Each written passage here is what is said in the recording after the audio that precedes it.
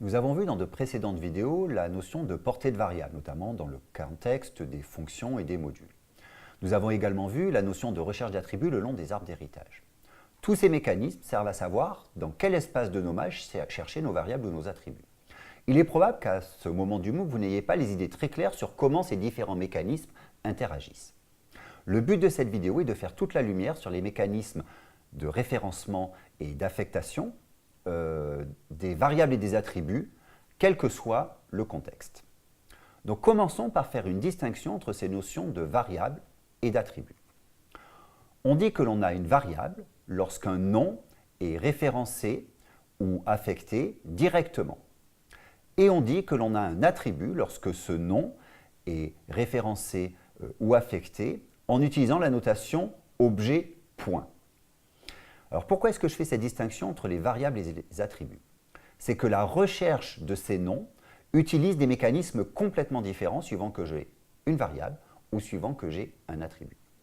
Lorsque j'ai une variable, j'utilise un mécanisme qui s'appelle la liaison lexicale, qui est un mécanisme statique qui est défini à l'écriture de notre programme.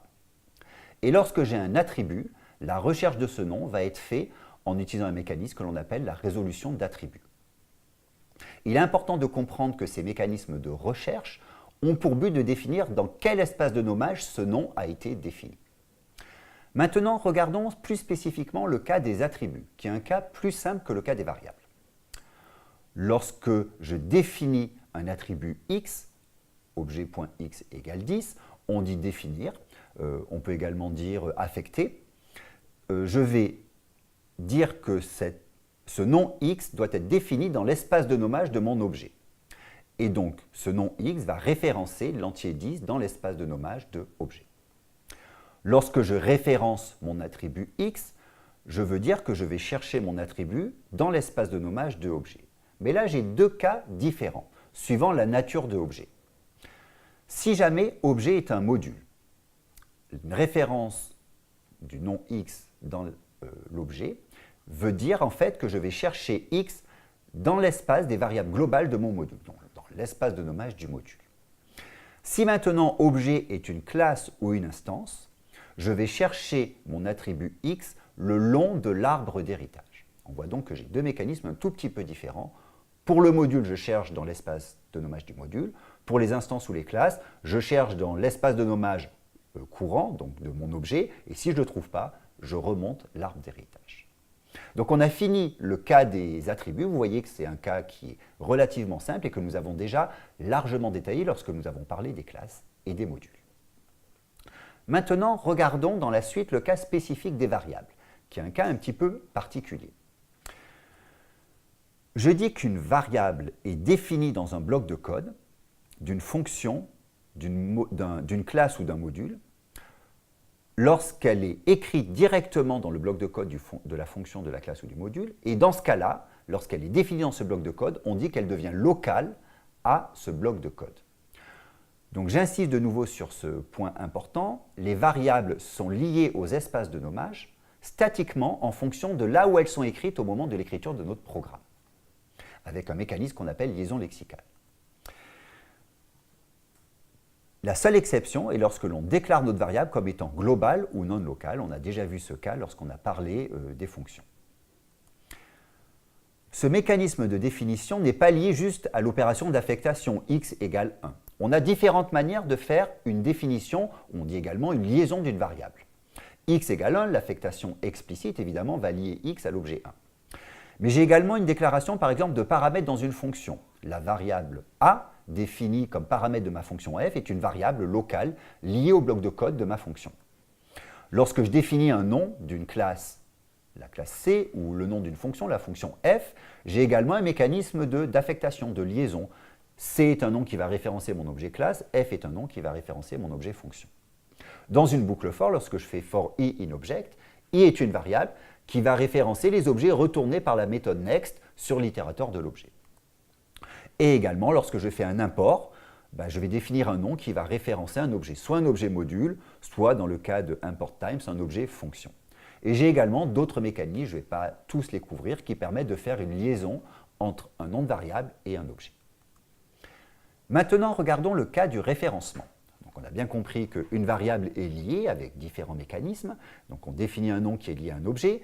Maintenant, lorsque je référence ma variable, c'est par exemple lorsque je fais print de x, lorsque j'utilise cette variable. Maintenant, je veux savoir, cette variable x, je vais la prendre dans quel espace de nommage. Pour cela, je vais utiliser la règle LEGB que nous avons déjà vue. Je vais chercher ma variable localement à la fonction. Si elle n'est pas définie localement, je remonte dans les fonctions englobantes. Ensuite, je vais dans le module et finalement, je la cherche dans le module built-in. Seulement, lorsqu'on rajoute le cas des classes, il y a un cas particulier supplémentaire à prendre en compte. Le bloc de code des classes est systématiquement sauté lors de la résolution des attributs. En fait, le bloc de code des classes est très particulier. Une variable définie dans le bloc de code d'une classe n'est pas accessible en dehors de la classe, mais elle n'est pas non plus accessible aux méthodes de la classe. En fait, ça peut paraître très étrange de prime abord, mais il faut comprendre que ce choix architectural a été fait pour éviter d'avoir une interaction bizarre entre le mécanisme de résolution d'attributs et le mécanisme de recherche des variables. Les classes et les instances sont naturellement construites pour rechercher des attributs le long des arbres d'héritage. C'est pour ça qu'on a ce mécanisme un petit peu extrême lorsqu'on définit des variables dans les classes. Donc maintenant, regardons des exemples pour illustrer ces différents cas. Donc je vais définir un module spam.y qui définit une variable globale a qui vaut 1, une fonction f qui définit une variable locale a qui vaut 2. Et puis je définis une classe c qui définit une variable dans le bloc de code de la classe qui vaut 3. Donc c'est une variable locale à la classe. Ensuite, j'appelle ma fonction et je crée une instance de la classe. La question est que va m'afficher print de a. Ici, vous savez que les variables définies dans les fonctions sont locales à la fonction et que les variables définies dans les classes ne peuvent pas être vues en dehors de la classe. Donc en fait, on a la certitude que ce que va m'afficher print de a, c'est la variable globale a, et donc on va donc voir l'entier 1. Donc en fait, si j'utilise ma règle LEGB, a n'est pas définie dans une fonction, elle n'est pas définie dans des fonctions englobantes, elle est définie globalement, c'est la variable a qui référence 1, et donc effectivement, je vais voir apparaître l'entier 1. Maintenant, prenons un deuxième cas. J'ai une variable a dans mon module, une classe c qui définit une variable locale a qui vaut 2, et puis dans ma classe, j'ai une fonction f qui va faire un print de a et un print de c.a. Maintenant, je crée une instance de ma classe et j'appelle ma fonction f sur ma classe, sur mon instance. Qu'est-ce qui va s'afficher? Alors regardons le premier print de a. Print de a est une variable que je recherche avec la règle LEGB. Est-ce que a est définie localement? Non. Est-ce qu'elle est définie dans des fonctions englobantes? Je n'ai pas de fonction englobante. Est-ce qu'elle est définie globalement? Oui, elle vaut 1. Donc c'est la variable globale a qui actuellement référence l'entier 1. On voit que dans ce mécanisme de résolution, de recherche des variables, j'ai sauté le bloc de code de la classe. Ensuite, je fais un print de c.a. Là, je change de mécanisme. Maintenant, j'ai une résolution d'attributs.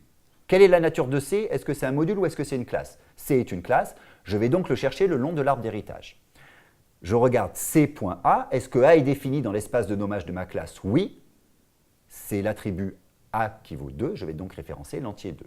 Si A n'avait pas été défini dans ma classe, je serais remonté le long de l'arbre d'héritage dans les superclasses. Dans ce cas-là, en fait, je n'avais qu'object comme superclasse. Donc regardons le résultat, print de A m'affiche bien 1 et print de C.A m'affiche bien 2. Donc on voit bien que les classes sont conçues pour qu'on accède à leurs attributs avec le mécanisme de résolution d'attributs avec la notation C. quelque chose. Regardons un dernier exemple. Je définis une variable globale A, une classe A qui définit une variable locale A qui vaut 2, et une classe B qui définit une fonction f qui fait print de A. Je crée une instance de ma classe B et j'appelle f sur ma classe B. Que va m'afficher le print de A? A est une variable, je la recherche donc avec la règle LEGB. Est-ce que A est défini localement à ma fonction? Non. Je n'ai pas de fonction englobante, je saute tous les blocs de code des classes. Est-ce que A est défini globalement? Oui. C'est la variable A qui référence l'entier 1. Je vais donc voir apparaître l'entier 1. Nous avons donc vu les mécanismes de recherche de variables et d'attributs en Python, en prenant le cas général des modules, des fonctions et des classes. Il est important de comprendre que les recherches des variables et la recherche d'attributs utilisent des mécanismes complètement différents. La recherche des variables est faite avec un mécanisme statique qui s'appelle la liaison lexicale, qui est déterminé au moment de l'écriture de notre programme, tandis que la recherche d'attributs est faite de manière dynamique en fonction de l'exécution de notre programme. Tous ces mécanismes servent à trouver des noms dans des espaces de nommage. À bientôt!